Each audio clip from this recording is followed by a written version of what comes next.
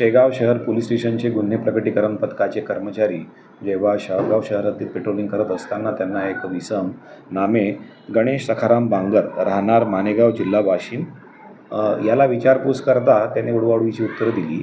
त्यावेळेस त्याच्याकडून माहिती त्याच्याबरोबर जी लहान मुलगी आहे तिची विचारपूस करता ती मुलगी दिग्रस येथील निघाली। सदर इसमावरती 10 महिन्यांपूर्वी दिग्रस येथे त्या मुलीला अपहरण करून घेऊन जाण्याचा गुन्हा दाखल झालेला आहे। त्यामुळे त्या अपहृत मुलीला पण आम्ही सोडवले आणि त्याला सदर ताब्यात घेतलेले आहे। दिग्रस पोलीस स्टेशनला आम्ही कळवलेले असून त्यांची पोलीस टीम येत आहे, त्यांच्या ताब्यात आम्ही देण्याची प्रक्रिया पूर्ण करत असून सदर संशयित आरोपीची आम्ही कोर्ट चेकरद्वारे माहिती घेतली असता त्यावर एकूण 13 गुन्हे वेगवेगळ्या पोलीस स्टेशनला दाखल आहे। त्यापैकी सध्या तो 3 पोलीस स्टेशनला हवा आहे। त्यामध्ये रसायनी जिल्हा रायगड या पोलीस स्टेशनला त्याने एक मोटरसायकल चोरीचा गुन्हा केलेला आहे।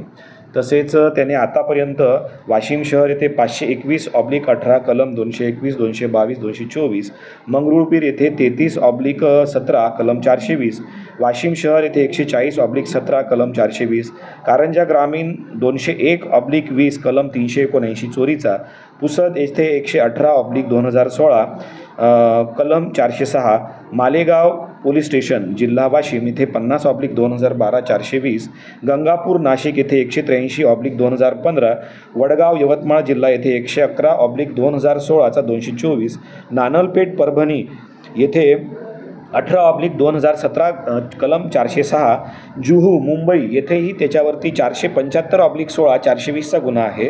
रसायनी रायगड येथे 69/25 आणि दिग्रसचा जो गुन्हा मी आता आपल्याला सांगितला 2024 304, नशिराबाद पोलीस स्टेशनला 363। सदर आरोपी हा पोलिसांच्या तावडीतून 2दा पळून गेलेला आहे।